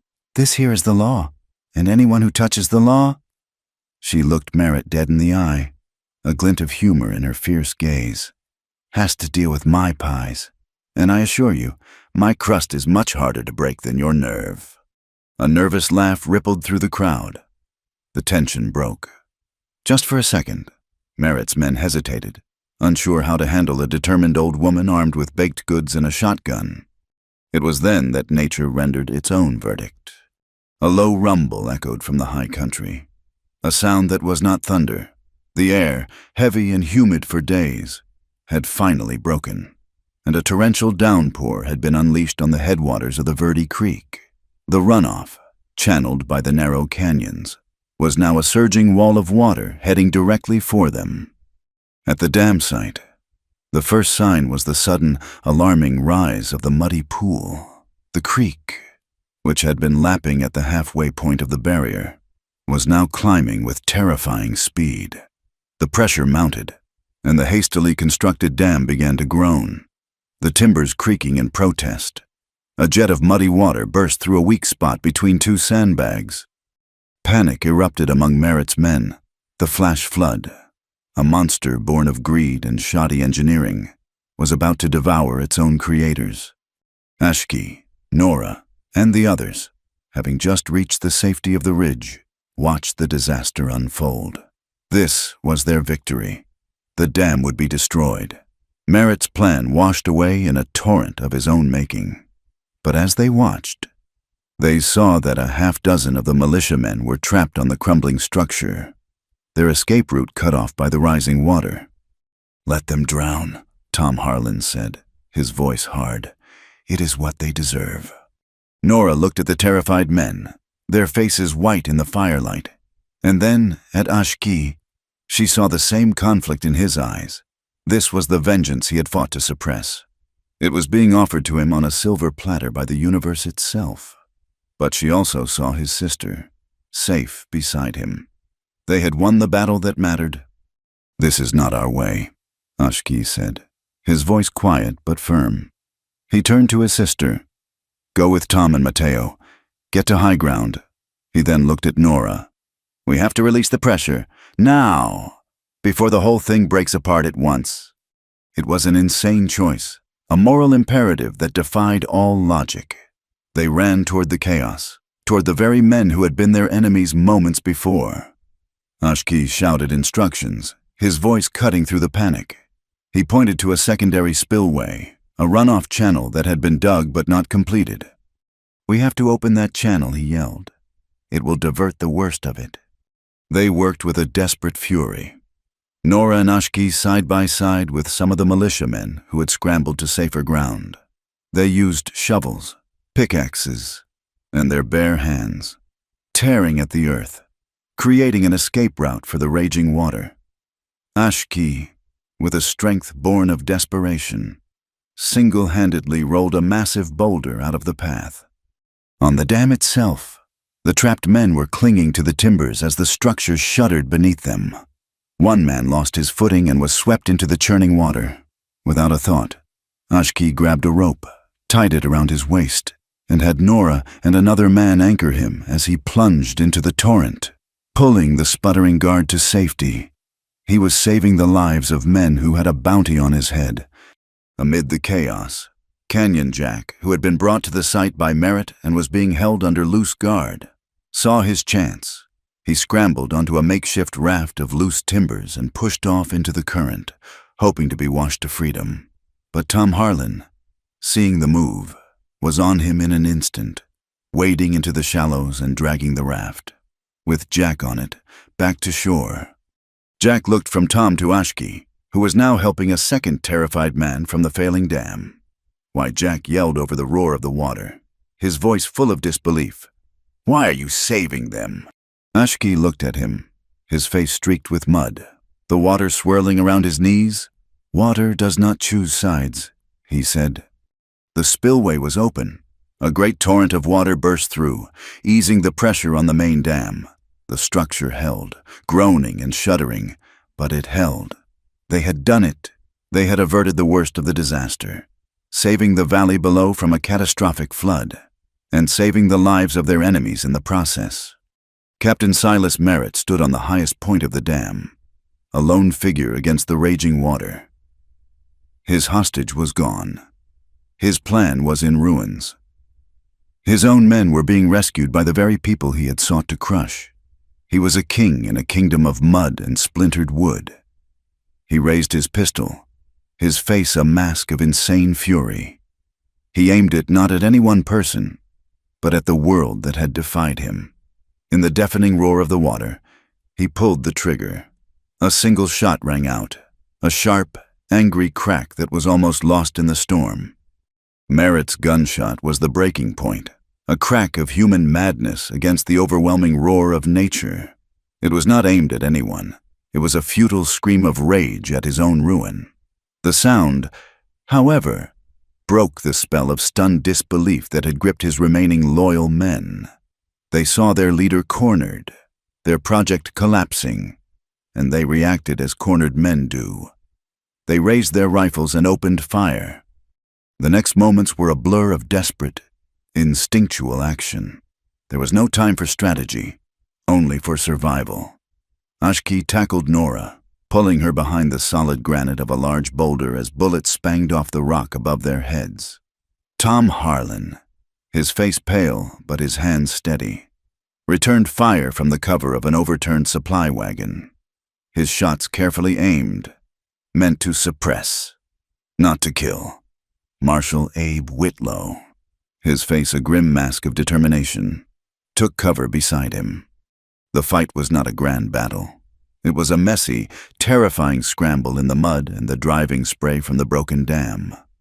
Ammunition was precious. Every shot had to count.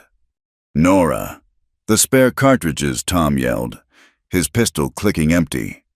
Without hesitation, Nora crawled through the mud, the ledger and papers still tucked inside her shirt, a hard, rectangular shield against her ribs.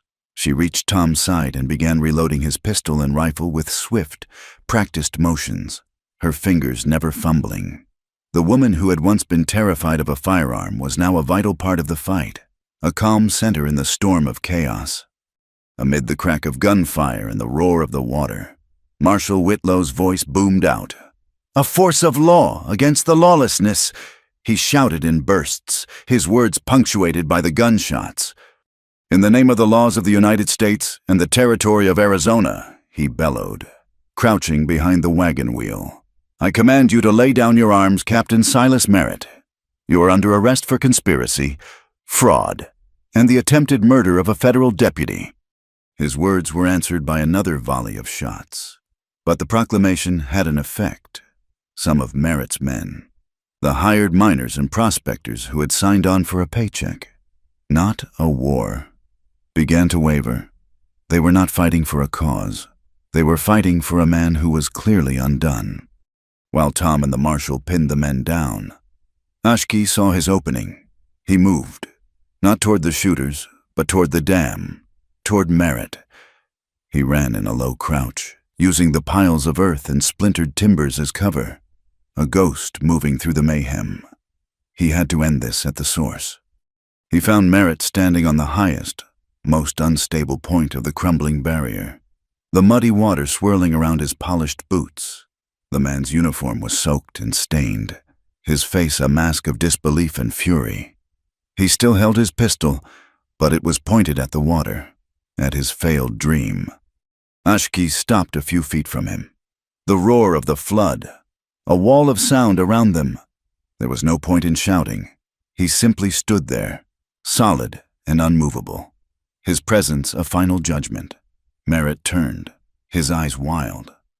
"They were insects," Merritt screamed, his voice thin against the torrent.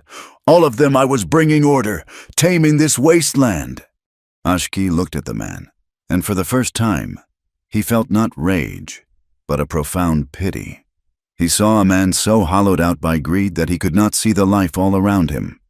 "The thing you wanted to chain," Ashki said, his voice low but carrying with an incredible clarity, "was never just water."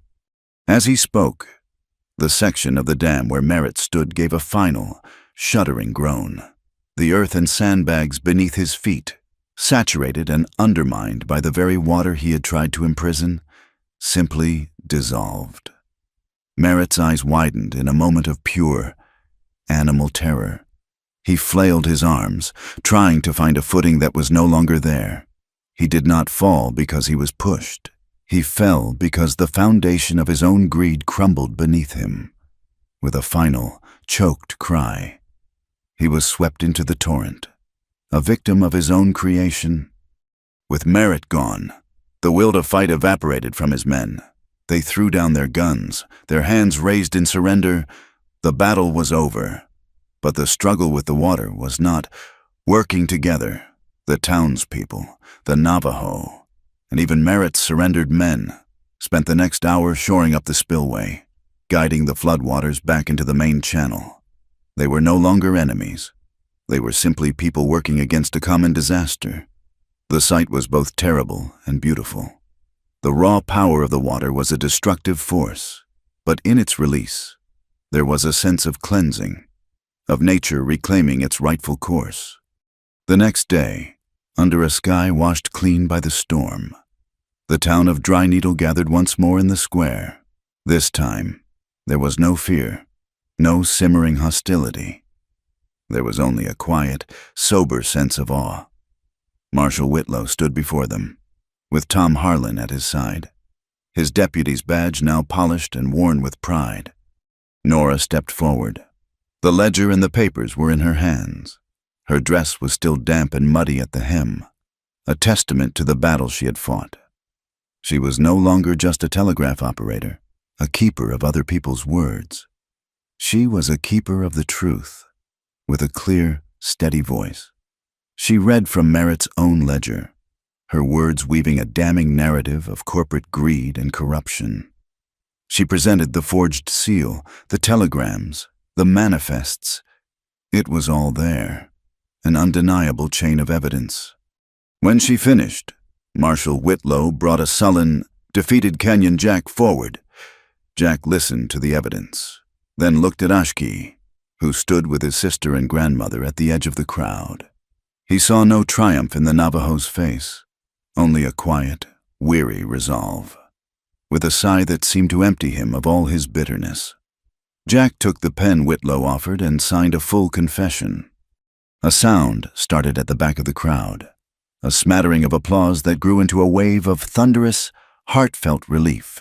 It was the sound of a town taking its first breath of free air after being suffocated for so long. One of the ranchers who had been most vocal in his accusations against the Navajo made his way through the crowd to Ashki. The man was humbled, his face full of a shame that was honest and deep. "I was wrong," the rancher said, extending a hand.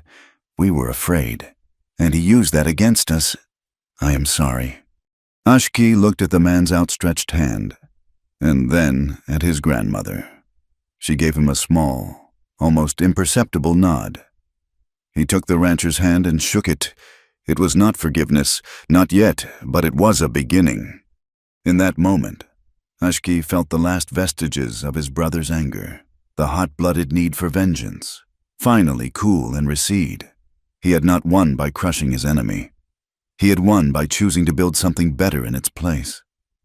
He had chosen the long, hard path, and it had led him here. As the crowd began to disperse, a damp breeze rustled the leaves of the cottonwood tree. It caught the dark blue neckerchief tied around Ashki's throat, the one with Nora's copper stitches glinting in the sun, and made it flutter like a proud, resilient banner. Nora looked down at the creek, which was now flowing freely within its banks, along the water's edge.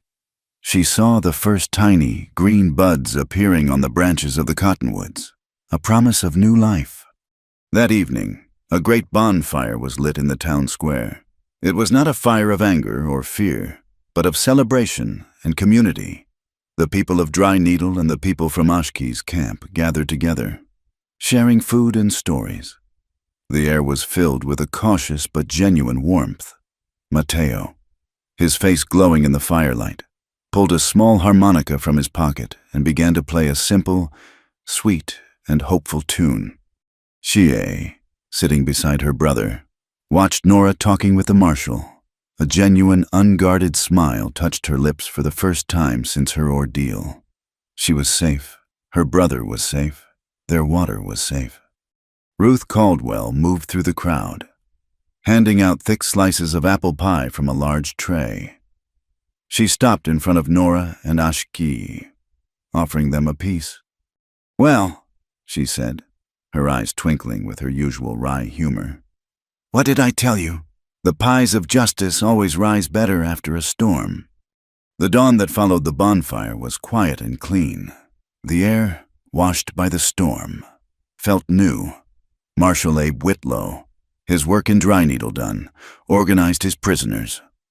A sullen, silent line of Merritt's former militia. Their dreams of a quick payday turned to dust, were loaded into a wagon for the long ride to the territorial prison. Merritt's body had been recovered downstream, a final, sodden punctuation mark on his reign of greed. The Elkhorn Water and Railroad Company, faced with a federal investigation and a mountain of damning evidence, would be tied up in legal battles for years to come. In the weeks that followed, Dry Needle began to heal, not by forgetting, but by actively rebuilding. The most remarkable change happened at the creek, led by Ashke's quiet wisdom and Nora's clear-headed sense of fairness. The ranchers and the Navajo elders sat down together. They did not sit as adversaries, but as neighbors who had looked into the same abyss and chosen to pull back together.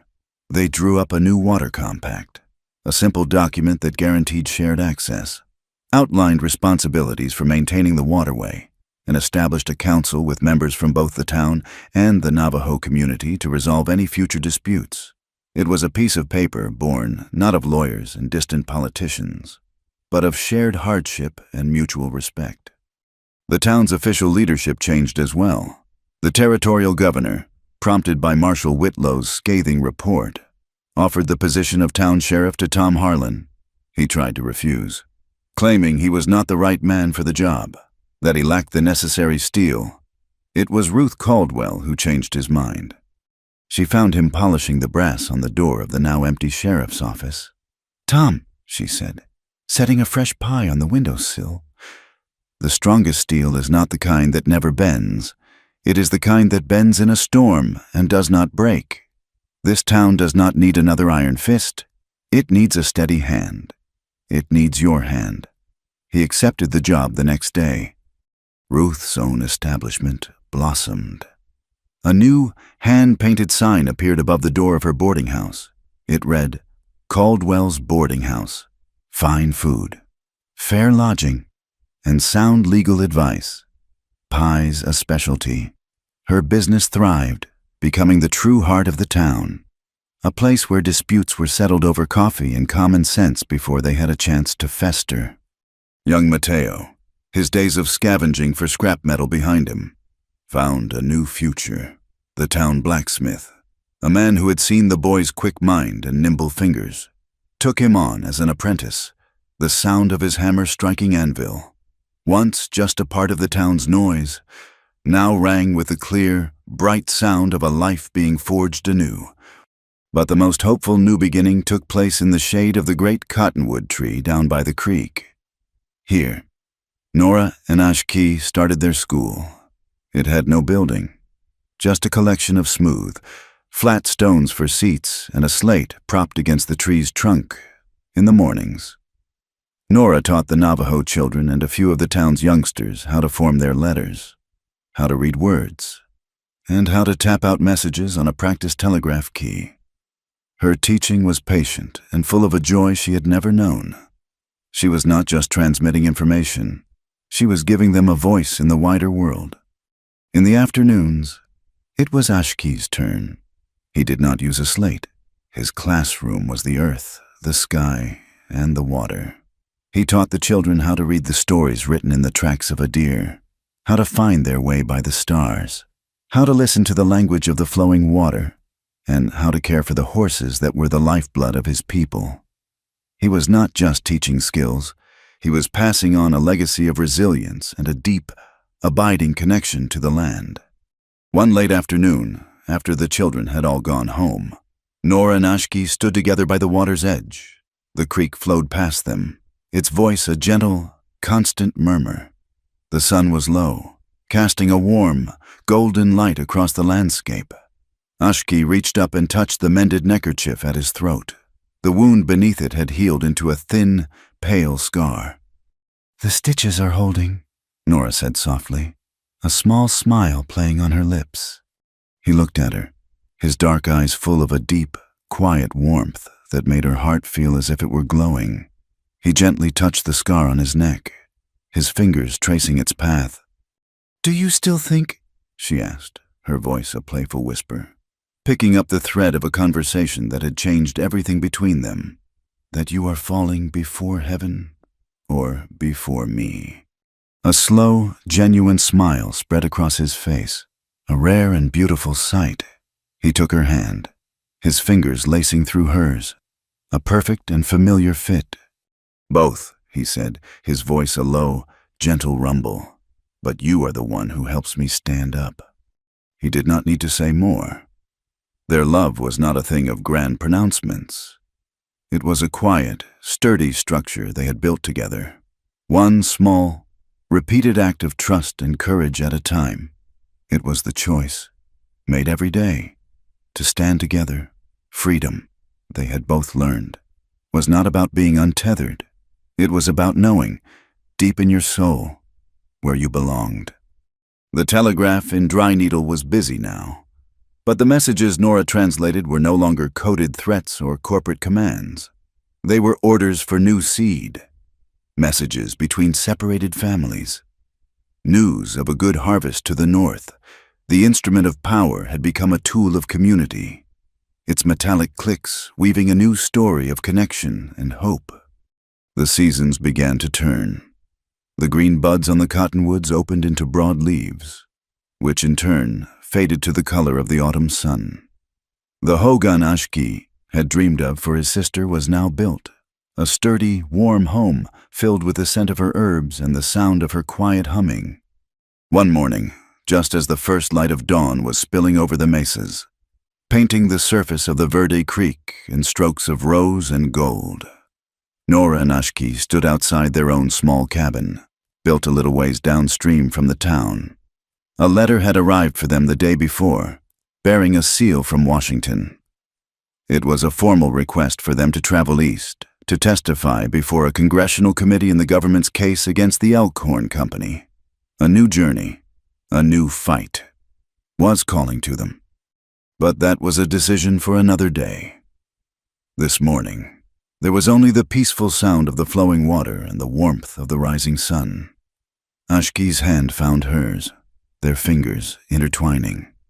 From the corral nearby came the sound of children's laughter, clear and bright on the crisp morning air, as Mateo showed Shia Ye's young cousins how to properly brush a horse. This was their home. This was their peace. Whatever came next, they would face it from here, together. Thank you for being part of our story tonight. Please let us know in the comments where you are listening from so we can all connect. And remember to subscribe to Wild West Tales, like the video, and press the hype button to help share this tale with more people.